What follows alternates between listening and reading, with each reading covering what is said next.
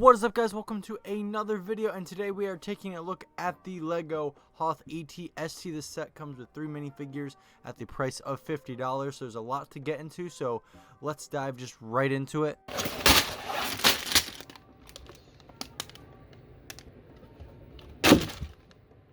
So when it comes to this set, it does come with 4 bags, and obviously the little ones inside those bigger bags. And one thing I really want to throw out there before I start really going into the build process of the set is that I built the set in a room that was like 90 degrees. My AC is not available at the moment, and we had a big heat wave come in over the weekend, so I was really sweaty, uncomfortable, and mildly frustrated.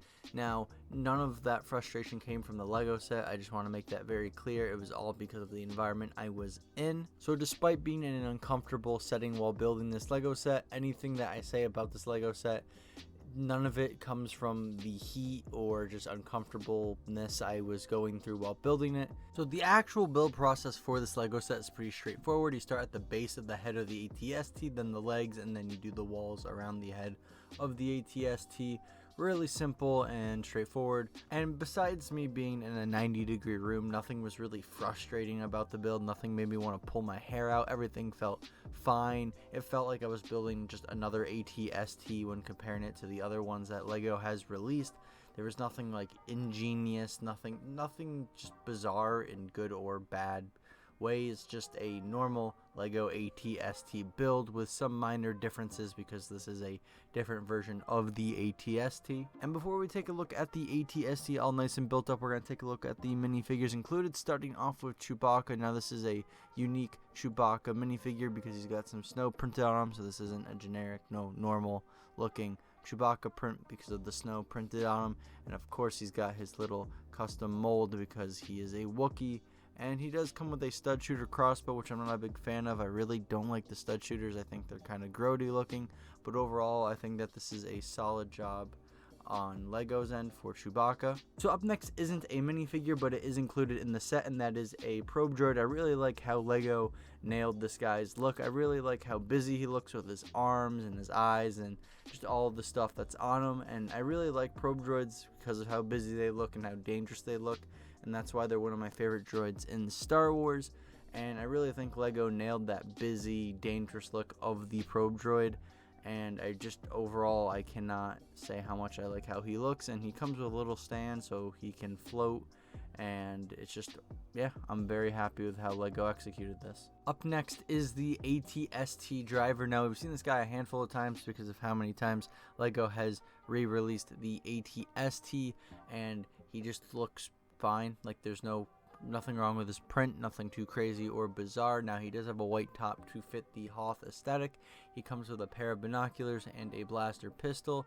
Overall, a well executed minifigure by Lego. And finally is the Rebel Soldier. Of course, they are wearing Hoth attire, and I do have their goggles on, but this is a female minifigure, and they do have the double-sided face, just like the AT-ST driver. I forgot to mention that earlier. And her goggles can go on the top of her hat if you did want to position them there. Now, I have not owned a Rebel Trooper with the Hoth attire in a long time, and I get really nostalgic looking at this because I think my first Star Wars Lego set was the Rebel Battle Pack, where it came with like 4 or 5 Rebel Troopers on Hoth. Now, overall, I think this is a solid print, nothing too crazy. Comes with a standard blaster, another well executed minifigure by Lego. And finally, we are here. The AT-ST is built and looking good. I'm very happy with how it came out. I think this is a nice looking set, and I do recommend it to anyone who is looking to build a walker or doesn't even have an AT-ST yet. I think this is a good place to start because this is a different version of the AT-ST that we are used to seeing by Lego, and that is because this AT-ST is the Hoth variant. And what I mean by that is in episode 5, the AT-STs we do see briefly in the background on the Battle of Hoth are actually different versions than the ones we see up close in episode 6. And I think it's very cool on Lego's end that they, wanted to expand their portfolio and tackle this walker, seeing that not many people would know about it. They still went with it anyways, and I think it's very cool that they went through with that. So getting into the features included in this set, we're going to start off with the head. If you want to turn the head around, there's a little knob in the back so you can do so, but you can always use your hand, no problem there. And then when we get to the front, there is the main gun that just looks up and down, swivels up and down, whatever you want to call the type of movement. And then when we get to the side, we have one gun, flashlight, grenade launcher looking thing that can swivel 360, and the gun on the other side can do the same thing.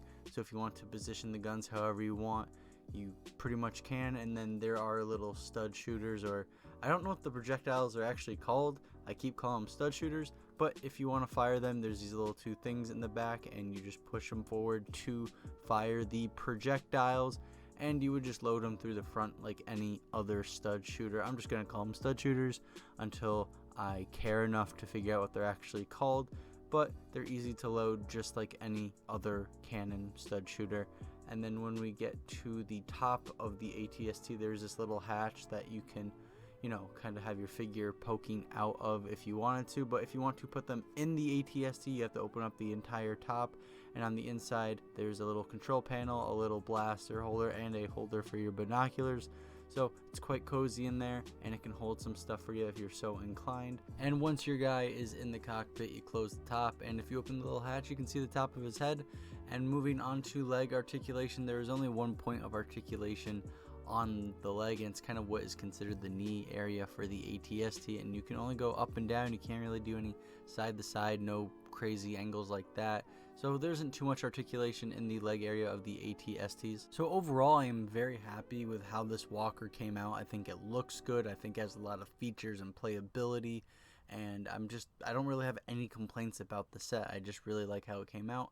I know that some might be disappointed with the lack of articulation and movement in the leg area, but personally for me, I'm having this guy displayed. I'm not really gonna play with him as much as a kid would, so I'm not too worried about that. He's just gonna be, you know, standing in the same spot forever. And yeah, I just really happy with how this set came out and looks overall. I think LEGO really did a good job. And before we get to the outro, I would like to do some size comparisons because those are always fun. And for our first comparison is the 2016 release of the AT-ST. Even though that the Hoth AT-ST is just a little bit taller, you can still see that it's lankier and much thinner than the AT-ST that we are used to seeing. And here are some pictures to help you see the difference between the two on-screen versions of the AT-STs. And then here we have the Republic fighter tank. I did do a review on this set up on my channel, so if you want to see that, go check that out. And then we have an Imperial TIE fighter, which I also did a review on, so you can go check that out as well on my channel. And just to throw in something different, here is a Star Wars The Black Series Snowtrooper. And here is the family portrait of everything in the set together, and I'm pretty sure I'm beating a dead horse at this point, but I really do like this set. I really like how everything turned out. I'm a big fan of the walkers and Star Wars, so I might have a bias there, but I'm just, like I said, very happy with how this set came out, and I do recommend it to anyone who is looking to build any kind of walker, because like I said, I like this set. So with that all said, I hope you enjoyed the video, and if you did, a like and a subscription would be appreciated. Commenting takes a lot of time and energy, and the bell is broken, so don't worry about it. So with all that said, have a good day, and I'll see you in another one.